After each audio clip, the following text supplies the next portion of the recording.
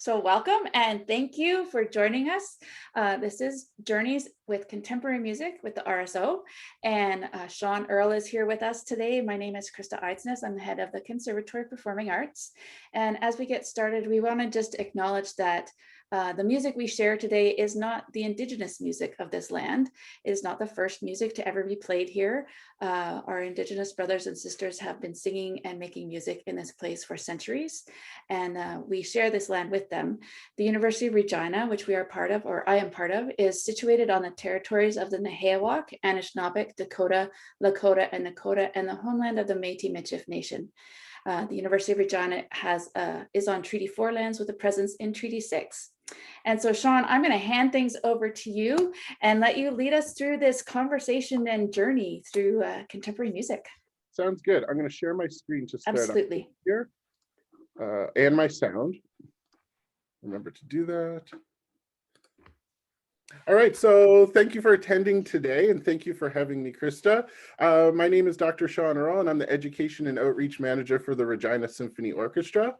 Today's presentation, titled Journeys Through Contemporary Music, will provide insights into contemporary music using the Regina Symphony's Contemporary Chamber Music Concert, which can be streamed on the Regina Symphony website.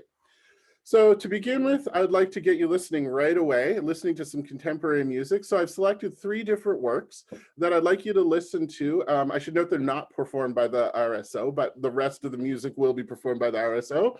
And if you like the music you hear, just give a thumbs up on your Zoom, or a thumbs down if you don't like it. There's no judgment for me if you like it or dislike it, but I'd also like you to consider how it makes you feel. So I'll jump right in here. So the thumbs up, thumbs down, I explained that all there. So the first piece here, we have Sonata No. 1 by George Walker. Take a listen.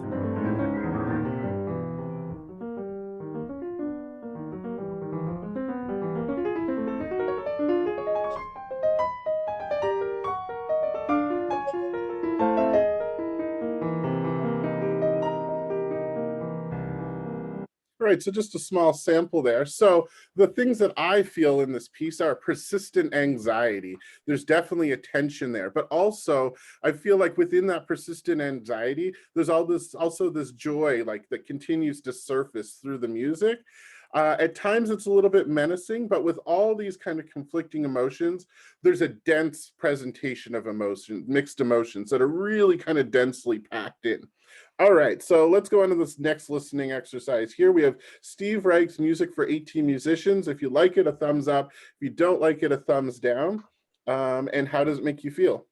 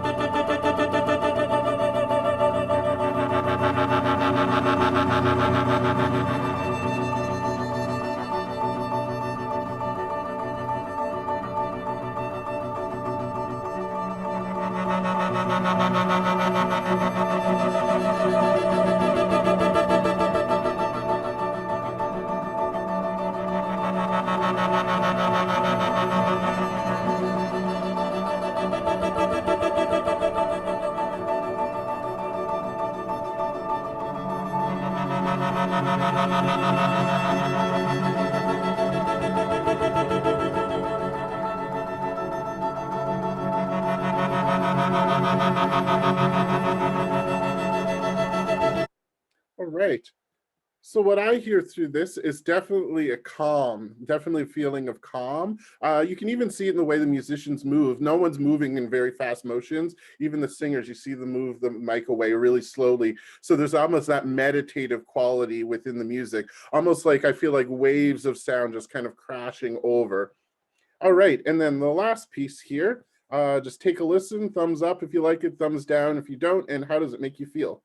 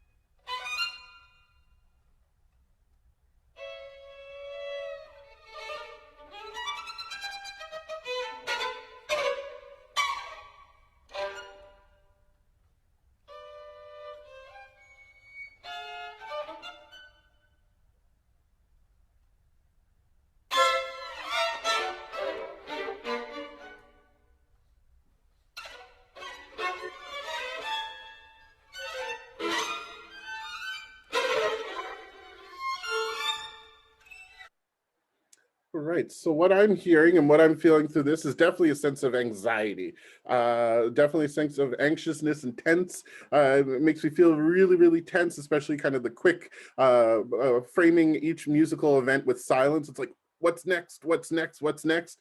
Also really focused because you don't know what's going to happen next. Also, the different glissando makes me feel a little seasick as well too in this piece. So a mix of feelings. I wouldn't say they're all happy, or I don't think any of them are really happy through this one.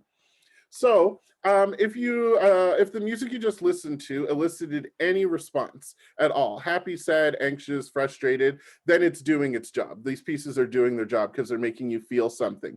So I would like to challenge you today to consider how the music you hear makes you feel, again, whether that's good or bad or anywhere in between, rather than if you like or dislike the sounds you hear. This presentation will also provide tools for listening to music that you're not immediately familiar with, and we will explore the musical components that contribute to the way we feel and the contextual and historical influences that contribute to these feelings. So before we jump into the music from the Regina Symphony Chamber Players, I'd just like to talk about the emotional context throughout music history. This is a really blast through a couple hundred years, but here we go. So within Western classical music, medieval and Renaissance music mainly say the music that we have mainly serves a sacred function. So when you think of music from a sacred function, it has a particular emotion set to it. It's normally a feeling of divinity, of a meditative quality, really almost like a majestic kind of feel to it. Then when we move through the Baroque, classical, and Romantic periods, music, we still have sacred music, but also we get much more secular music. And that has ideas of love, heartbreak, poetry, nature, identity, nationalism all throughout it. Then, as we come into the beginning of the 20th century, art begins to explore inner philosophy and psychology, different cultures, diverse identities, and musical processes. Of course, this is very, very reductive. There's much more in there, but I'm just kind of highlighting the key points of these eras. Then when we come into contemporary music, when we're talking about contemporary music, we're talking about music that exists in our collective social memories. So that's roughly in the past 100 years or so. And I would like to consider what sentiments, emotions are worthy of artistic expression in contemporary life. So basically, we have ideas like politics, scientific innovation, climate change. I actually performed the world's first climate change opera. Who knew? Technology, social reform, especially we can all relate now. We see expressions of isolation and the pandemic and social justice. So you can kind of see that evolution of music and the ideas and feelings and themes that come from it. So using the following works recorded by the Regina Symphony chamber players, we're going to examine and reflect on the contemporary feelings and sentiments. So we'll be looking at Marjan Mozetich's Processions, Abigail Richardson's Quintet Emerge, John Beckwith's Quintet, and Missy Mazzoli's Ecstatic Science. So let's jump into these works. So the first one I'd like to discuss is Processions by Marjan Mozetich. Just a brief biography of him. He was born in 1948 in Italy, then emigrated to Canada in 1952. He began studying piano quite early and studying music at age 9. He also studied at the University of Toronto with important contemporary Canadian composers such as John Weinsweg listed there. As well, he studied abroad with great contemporary, internationally known contemporary composers. Notable there is Luciano Berio. And then Mozetich currently teaches at Queen's University, teaching composition. So Processions is in the contemporary genre of minimalism.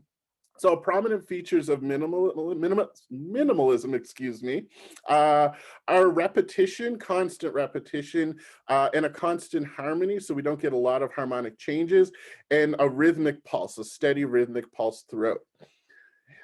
Interest is created in subtle variations within the repetition. So a note might change, or a note might be missing, or the emphasis, that steady pulse might shift just a little bit. Other important composers of minimalism are Steve Reich, which we listened to at the beginning, as well as Philip Glass, Terry Riley, John Cage, and Canadian Anne Sothern. So Procession is interesting for its instrumentation. We have clarinet, horn, bassoon, violin, viola, cello, and bass. So essentially almost have a string quartet with bass and then a few wind instruments. And this is interesting because we get a unified timbre of the strings that's complemented by the winds that add color and texture throughout. In the opening of Procession, you get this homogeneous sound, so just the strings playing this pulse, and then we have the winds added on, a pulsing layer. So I would encourage you, I'm going to play a short excerpt here, to listen to the overall ensemble sound and how each contributes to kind of the sound as a whole, the whole ensemble sound. So let's take a quick listen to this here. Cue it up here. Here we go.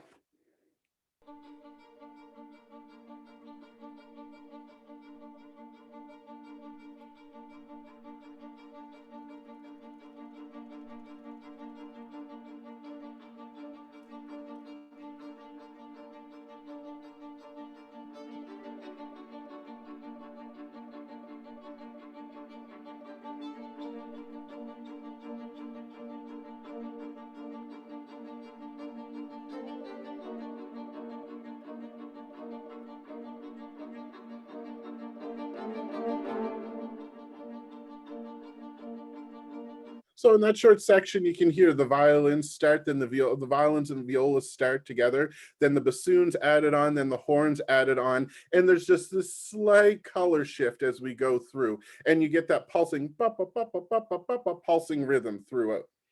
There are two key musical features in this work. One is the steady rhythm that we hear throughout, which you just heard.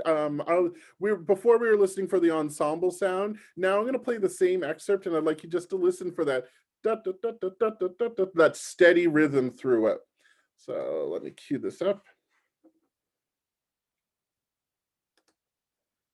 So now we're listening for the rhythm.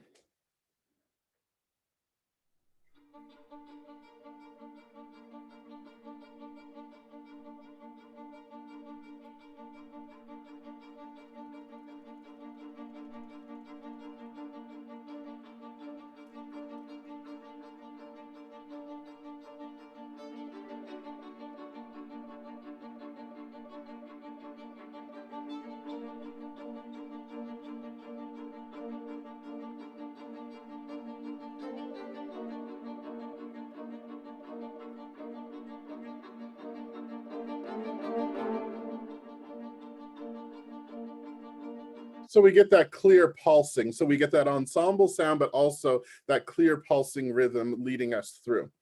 The second key feature of this work is a soaring melody. There we go, is a soaring melody that sings over top of this pulsing rhythm. So let me play just a bit of that soaring melody that you'll hear throughout this whole entire piece.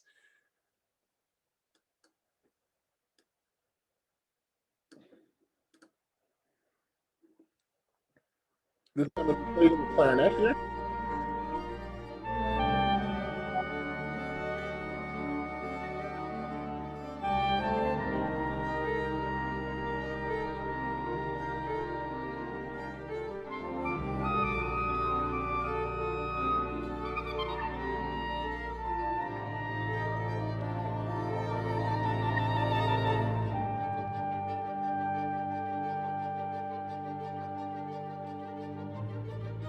So that soaring melody will sing over that pulsing rhythm and comes back numerous times throughout the piece. So here are a few tips for listening to the piece. Follow the steady pulse and notice when the pulse differs than what you expect. So I have these red lines kind of posted here. And if you think each one of them is the pulse, so red line 1, red line 2, red line 3, da, da, da, all the way going through. But as we go through, there's emphasis on the first of each group of 4. So we have 1, 2, 3, 4, 1, 2, 3, 4. What you expect, our expectation is to have another 1, 2, 3, 4.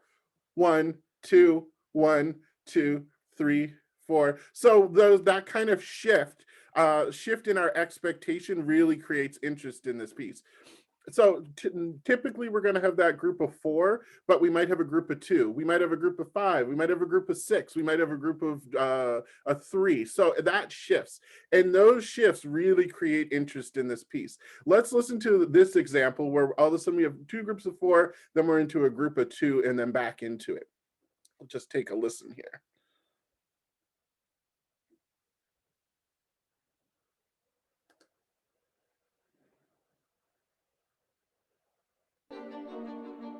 Three, 4, 1, 2.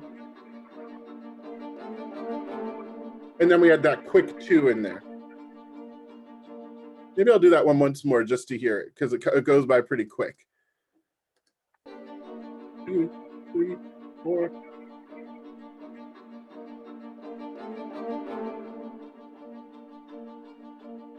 So we have that quick 2 in there just to create interest and keep us really keep the musicians and us on our toes. There are 2 sections that break from that steady pulsing rhythm throughout. One is a free horn solo where the horn is played alone and plays that soaring melody, but there's no pulsing like the rest of the piece. Let's take a listen to this horn solo.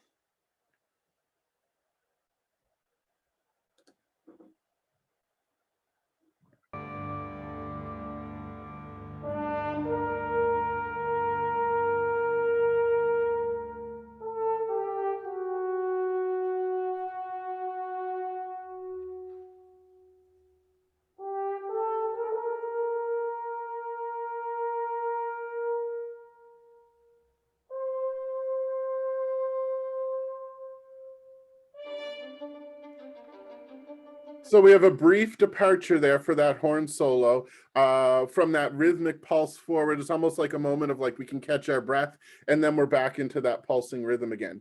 The second example that I have where we break from that steady motion is the music literally grinds to a halt, and all the low instruments in the ensemble play this really grinding low long chords. Again, we lose that pulse, so it's again, it almost feels like an ear cleaning, or if you've ever like sniffed a lot of perfume, you sniff coffee to clear your sense. That's what this almost is. It's the coffee kind of cleansing, and then we're back into the music again. So let's hear just this grind to a halt here.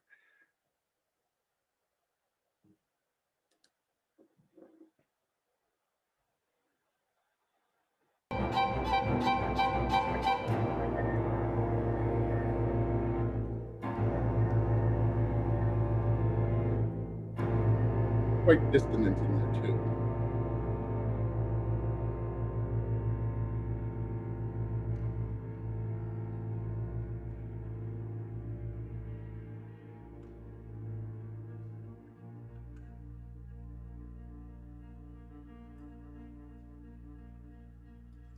but then that pulsing rhythm again has to sneak back in. It's persistent throughout the whole piece. So just in summary, this piece requires a different type of listening. You're listening for the whole ensemble, but then at times we have a solo soaring melody throughout. The interplay between instruments and rhythmic nuances becomes clear upon multiple listens. So you'll hear those sections where we have 4 and then 3 and 4 and then 5 rhythmic pulse. You're going to hear that that'll become more and more clear the more times that you listen to this piece. And then the emotions that I associate with this work are a sense of urgency. That pulsing rhythm is really kind of leading us forward. I almost picture like driving in the rain, like, oh, I gotta get somewhere, that kind of anxiety. Almost, I'm just thinking of it now. That Psycho kind of where she's driving, that Psycho, it has that kind of, that agitation, which is the next word that I have there. As well, kind of contrary to that, I have the sense of spirituality and divinity in that soaring melody. I think because it is often high, actually it's always high, and it just does sing over and floats over like a voice, like a chanting voice would. So moving forward, I'd like to talk about Emerge by Abigail Richardson, just a brief bio of her. She is a UK-born Canadian composer, winner of many awards, and a composer of the popular performance The Hockey Sweater, which you might have seen here in Regina, performed by the Regina Symphony. And she's composer in residence for the Hamilton Philharmonic Orchestra. So Emerge is a musical representation of Wendy Hoffman's painting, Water Music, the Fireflies Tribute. The painting is a vertical expanse of trees. It is outlined by water and sky, creating a clear vertical limit. An interesting twist to the painting is that it is actually a reflection in the water. The piece aims to integrate the idea of painting rather than a literal recreation of specific surface elements. The color, texture, and mood of the painting, which is evocative of magic, all contribute to the music. So I contacted Abigail asking her if she has a copy of this image, and I Googled, of course, trying to find this painting because obviously it's going to make the music come more to life. But the painting and the artist seem to be a little MIA. She doesn't have a copy of it, and I wasn't able to find a copy of it. But through this description that's provided in the program notes, I likened it to an Emily Carr painting because we get this vertical expanse of trees, very tall, very long. We get the sky at the top framed by the sky. In this image here by Emily Carr, we get it framed in the bottom by the landscape, the grass at the bottom. However, in the painting that this piece is based off of, we get water on the bottom rather than grass. But that vertical expanse seems to really be key in the tallness of the painting and really representing those trees.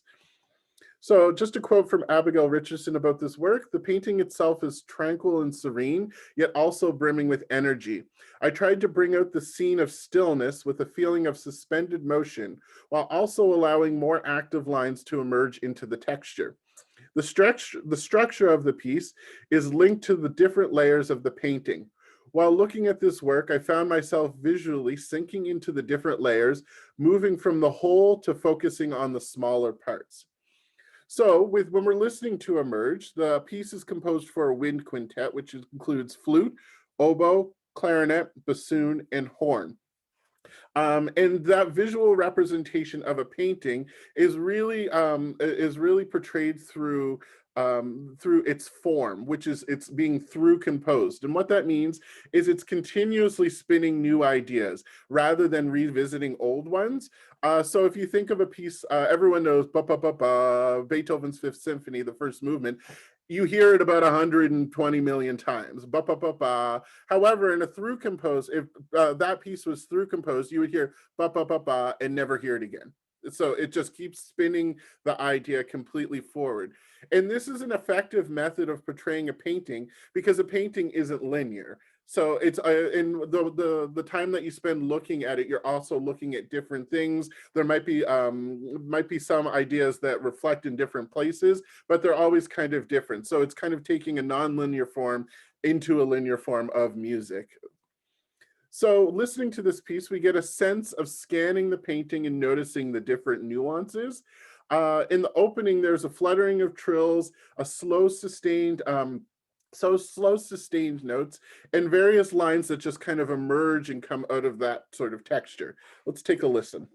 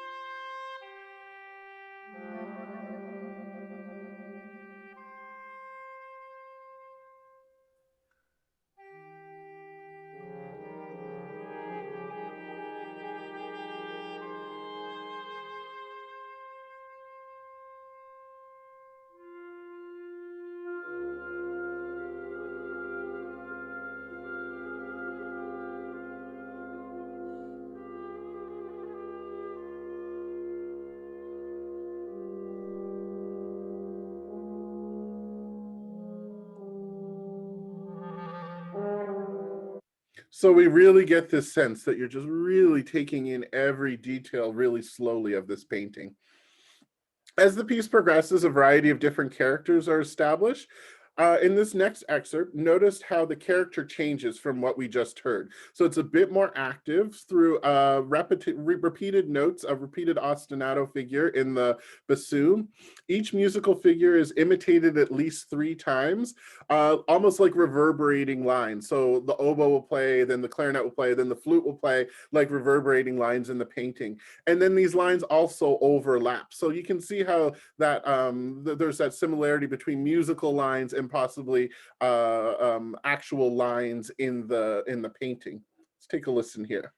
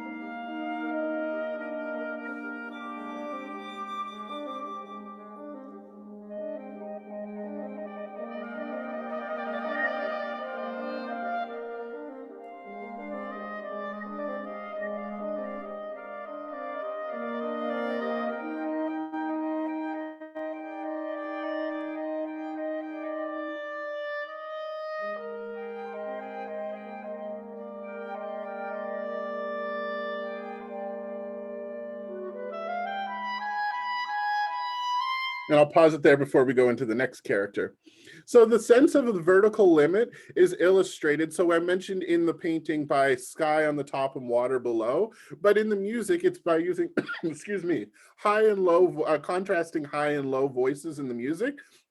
In this example, the flute plays very, very high and the bassoon plays very, very low. I'm musically setting a vertical limit for the other instruments to fall between. And basically, if tall could be music, this would be it. So you get that sense of that real framing the framing of the trees in the painting. Let's take a listen here.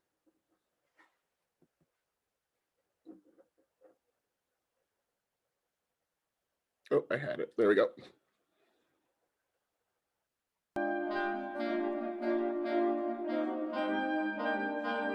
There we go.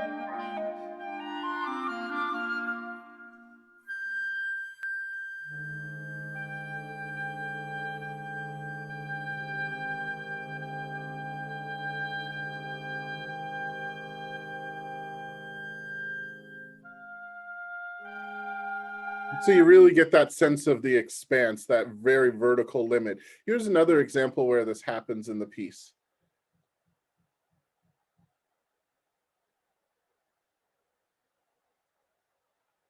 There we go.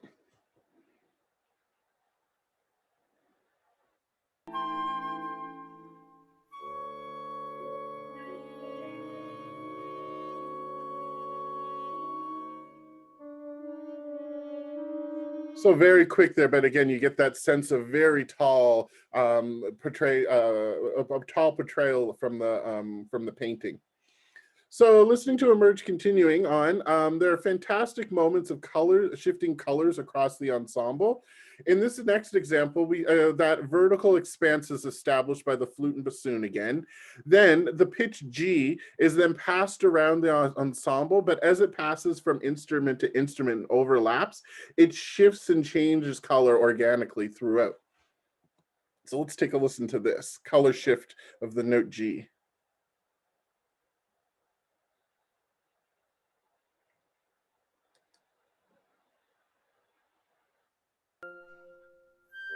That vertical expanse.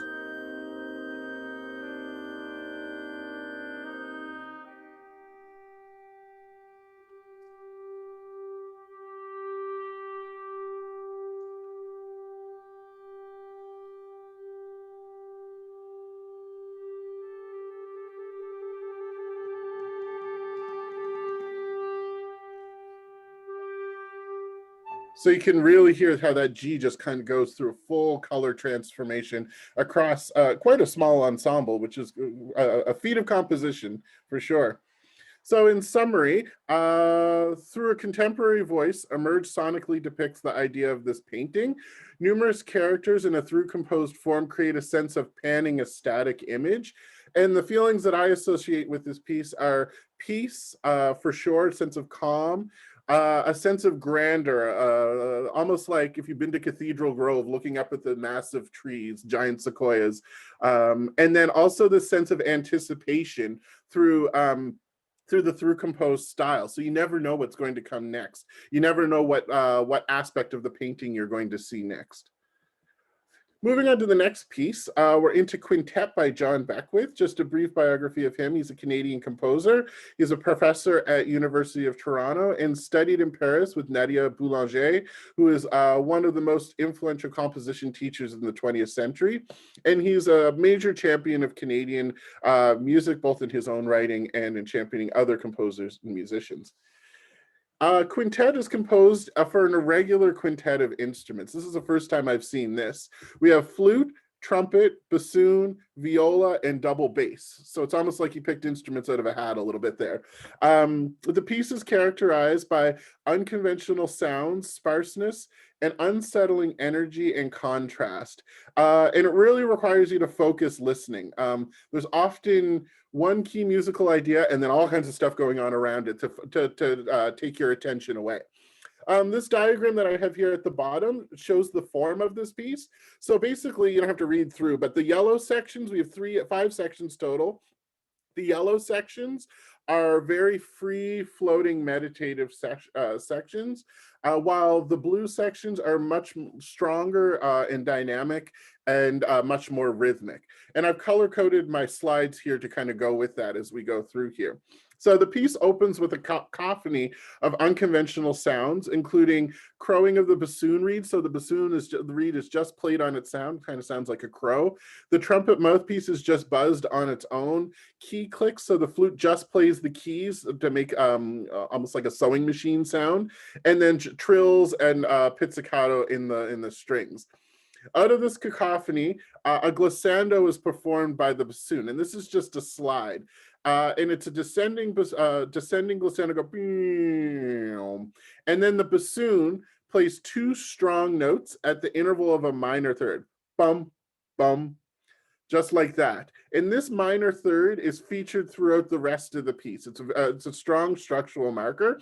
So it's like the glissando introduces it, and then the bassoon takes it away, and we have this strong minor third. Let's take a listen to this opening.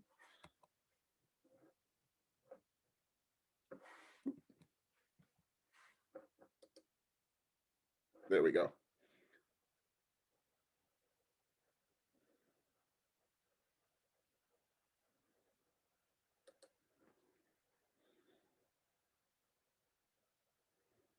Quintet.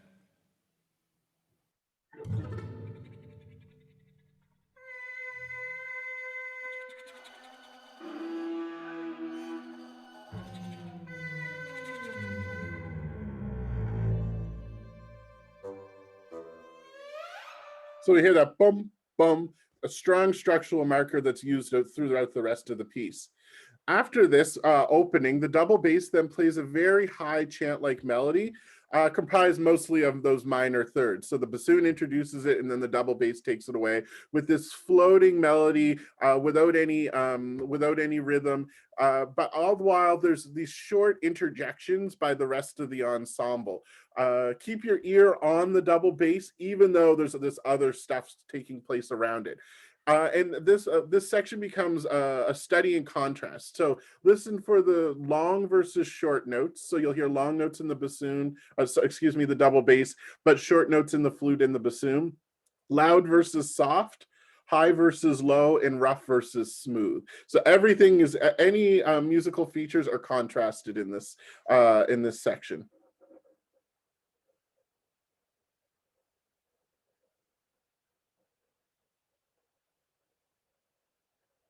This is really hard to find. There we go, close enough.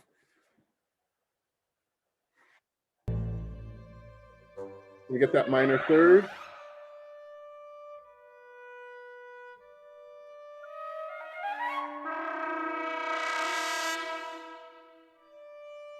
A floating bass melody.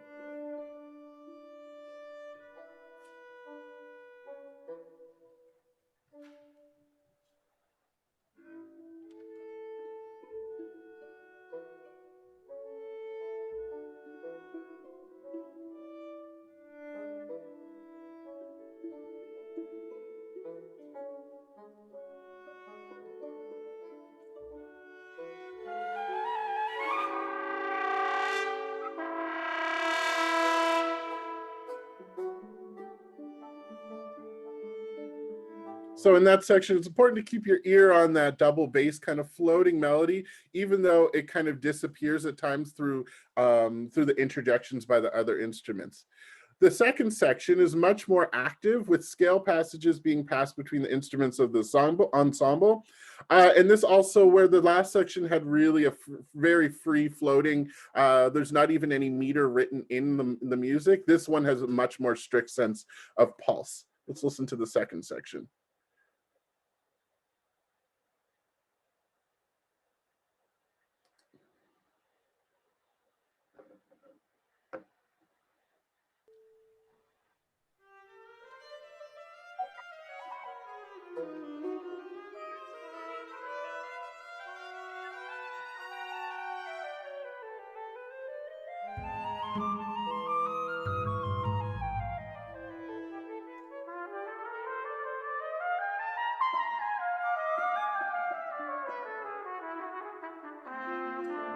So you can hear those scale passages being passed around through the ensemble, but also other instruments interjecting, kind of distracting from that, scale passage.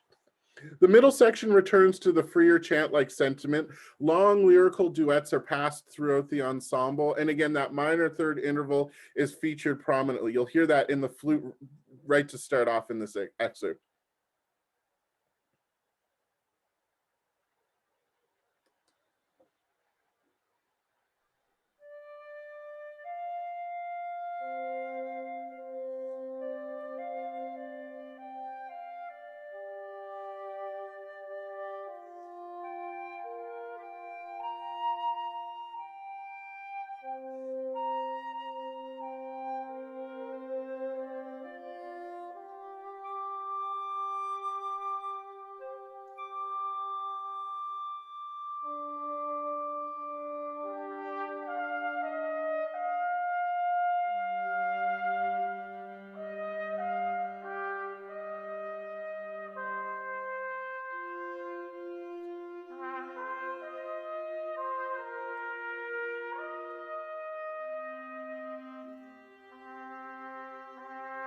So you can hear we're back to that free floating melody, and this time without the interjections, which makes it's really nice. I find it reassuring and comforting to just to have these beautiful melodies without the interjections throughout. Then the fourth section is very rhythmic. We have, but it's easily to get distracted again. There's an ensemble unison. The whole ensemble plays very strong together in the same rhythm. However, the melody is actually in the double bass, playing this really kind of stretched out melody. So even though everyone else is playing loud, try to really focus in on the double bass.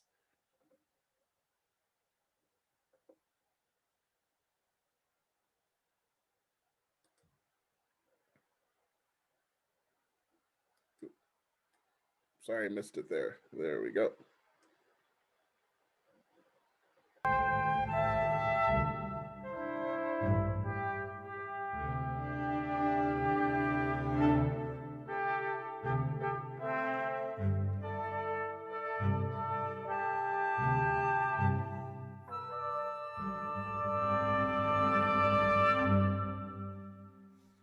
So yeah, it's not quite easy to hear that double bass melody through everything else that's taking place. The final section returns to that chant-like quality of the opening, this time with the trumpet playing the chant instead of the double bass.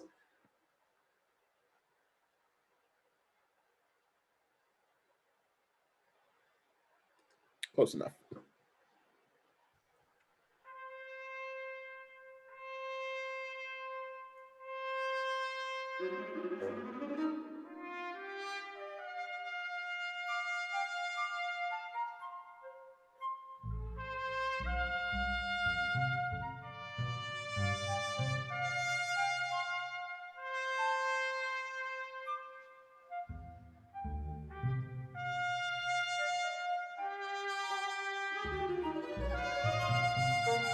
So we have the trumpet playing that long chant-like melody with featuring the minor third again, and then the rest of the ensemble interjecting, trying to distract us, it seems. The piece ends very similar to the opening. This time, instead of a descending glissando in the bass, it's ascending, so going up, leading to the viola instead of the bassoon playing strong bum, bum, minor third, and then it ends with a really long, beautiful minor third throughout the ensemble.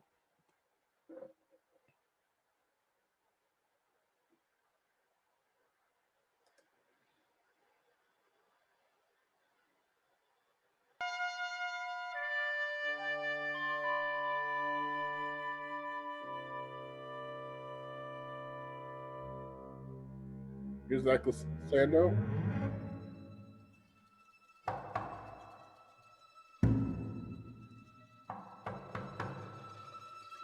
Then our minor third.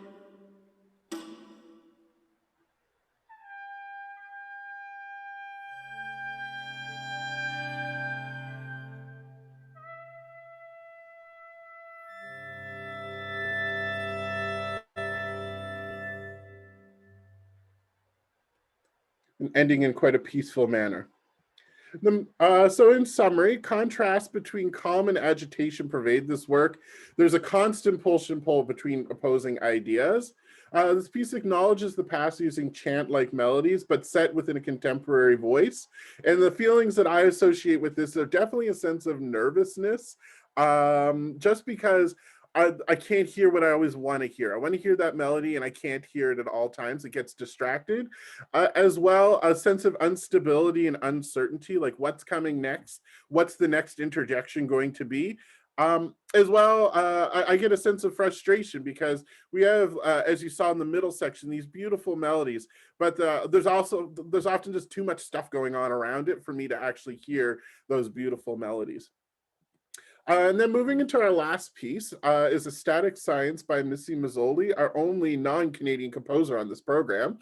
She's an American composer based in New York with a very prominent international reputation. She's composer in residence for the Chicago Symphony and is on faculty at the Mannes School in New York. There's a lot of math at play in this piece. Chord progressions are drawn out, multiplied, condensed, and layered. Melodies are flipped upside down and fractured into the smallest possible elements. The horizontal becomes vertical, and the vertical stretches systematically into a twisting melody. The science behind the notes provides a frame for a persistent bubbling energy a scaffold for the ecstatic gestures that eventually consume everything else. So math is key in this piece, but the key prominent features that I would like to point out are its instrumentation. So it's for flute, clarinet, trumpet, violin, viola, and cello, somewhat similar to the first piece where we get kind of this string bass and then a string unified homogeneous sound, and then we get the winds coloring that string sound. The second aspect of this piece, key feature, is the bubbling ecstatic energy, which is created by a composite melody performed by the flute and the clarinet, and I'll explain what that composite melody is.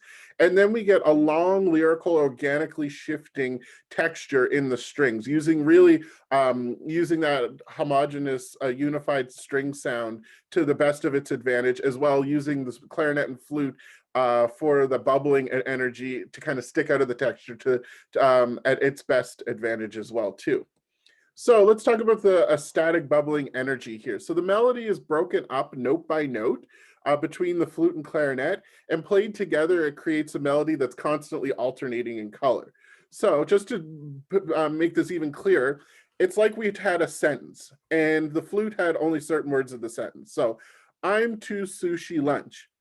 But the clarinet also adds to that, going have 4. So if we put that composite sentence together in order, I'm going to have sushi for lunch. But it's just passed between the different words are passed alternating between the two instruments. So to put that into a musical context, if we hear just the flute line on its own, we get this. Forgive my MIDI flute. I'll play that once more for you. Then, if we have the clarinet alone, it sounds like this. Apparently that's a clarinet. Let's try that again.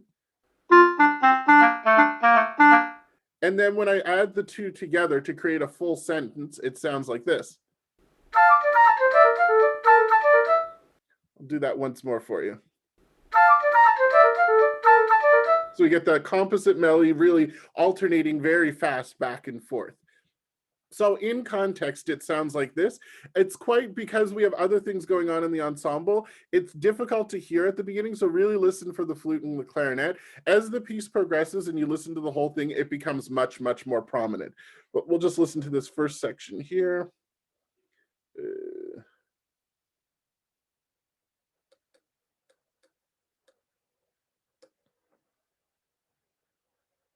Bubbling energy. I really hope you enjoy it.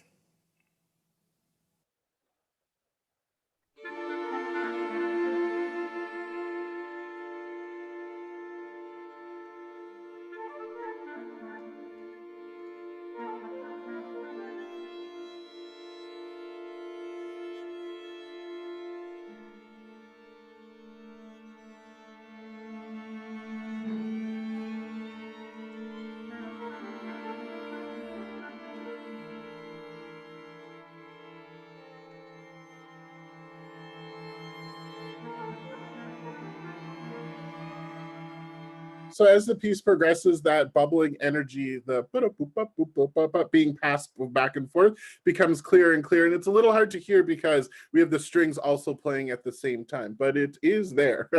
The third feature of this work is the long, lyrical, organically shifting texture created by the strings. So the strings play really long held chords that is like a really stretched out melody. It's just really, it's almost like we just looped it and made it play really, really long. Subtle changes in pitch and note length create color shifts and mood changes throughout. And a key feature of this organically shifting long melody is the violin glissando, which kind of slides us in from one color, one idea, one mood, one feeling into another. So this is what the glissando sounds like, so you can kind of hear it throughout.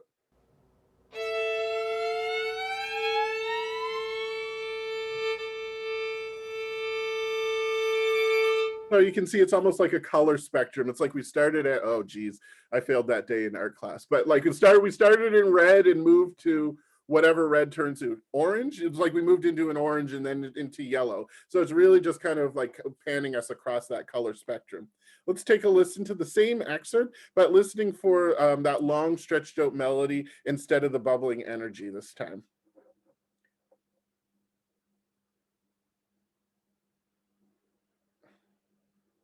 Here we go.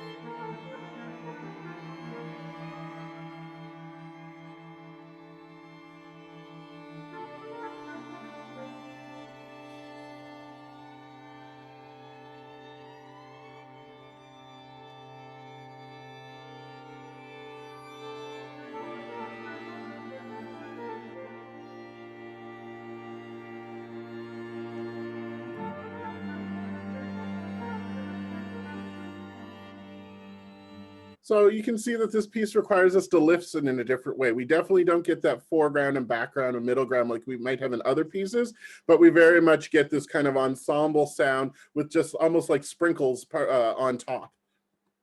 So in summary for this piece, the nuanced mathematical structures in static science might not always be obvious to the listener. The overall effect is an ethereal sound comprised of persistent bubbling energy and a cohesive ensemble sound rather than that traditional foreground and background like I mentioned. The organically shifting colors and texture in a static science establish an intimate and meditative atmosphere, drawing deep connections between music and science. And then just to draw this back to how it makes me feel, or how it makes the listener feel, me personally as well, is anticipation through that forward, but there's a sense of forward motion. So I'm constantly, ooh, what's going to happen next? How is this color shift going to change? And what's going to be the next color that I'm going to hear? A sense of joy is pervaded through this work, I find, and then a sense of peace as well. So just in conclusion, just to summarize all these pieces that we talked about today. So through these recordings, you can see the ways that ideas and emotions sonically portray and contemplate contemporary society. Music of the past allows us to understand sentiments of past eras, while you can see contemporary music allows us to reflect on our current life. Only short sections of the concerts were played today, but I encourage you to go to the Regina Symphony website and listen to this full concert, and I'm sure you'll hear things a little, if you've already listened, you'll hear them a little differently after this discussion, this talk today. And if you haven't listened before, I'm sure it'll provide new insights into this type of music. So, and if you would like to listen to more of the Regina Symphony Chamber Players concerts and the orchestra as well too, they're for free on the Regina Symphony website under RSO at Home. Thank you so much.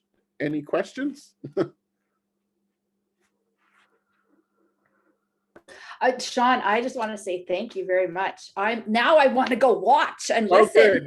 Good. You have inspired me to go and listen to this, because I will say, and I studied music, like we said earlier, but before we started, but I do sometimes struggle with contemporary music because I'm not sure what to listen to. Mm-hmm. And so, thinking about, listening for like, what does it make me feel is a different way to approach watching and hearing that the performance. And so I really appreciate that insight, that it's okay for me to go to a concert and just think about what I feel from the music and not have to be, did I understand what that was? Because there are sometimes with contemporary music, I really don't understand Absolutely. What I just heard. Yeah. And sometimes, especially at a concert sort of setting, this music requires multiple listens at times because it's very dense. It can be very, very densely packed and requires multiple listens. So going with your gut that, you know what, I'm confused and it sounded angry and I didn't like it because it made me feel angry. Well, then it elicited a response, and maybe you want to learn more about, I always think of, in my master's defense, I had performed Berg, 4 pieces for clarinet, which is very contemporary and it's very angsty. And one of my professors asked me, what do you think Berg was feeling at this point? I was like, not very good. Yeah. And I'm like, it kind of threw me. I'm like, not very good. He was also in the middle of a war. Oh yeah, living in Oh Germany. yeah. Yeah, okay, yeah. So Well, yeah, yeah, that was another insight I got today. I'm like, oh, think about the historical context, like what was happening when this was written. Oh, that it is probably reflecting some of what's going on in the world around. exactly. So yeah, When you're very in the middle of helpful. a war and you're in the Second World War and you're in Germany, you're not going to write like happy music. Why would you? Right? So Yeah, yeah, exactly. yeah. Yeah. So thank you very much for sharing this with us. Yeah, You're for sure. welcome. My Yeah. pleasure. Pleasure. Awesome. And I haven't seen this concert yet, but I will go watch it. And I will say, if you want to experience other concerts as well, the other ones that I've watched on the RSO at Home series have been fabulous. I've just really enjoyed them. Yeah, they're So really thank you wonderful. to the Yeah. RSO for sharing that with us. Yeah, Yeah. and it's a wide variety of different genres and different styles throughout as well too. Not Yeah. just all contemporary music. Yeah. Exactly. Yeah. Exactly. Yeah. Good. I'm going to stop the recording. And there we. Yes, I want to.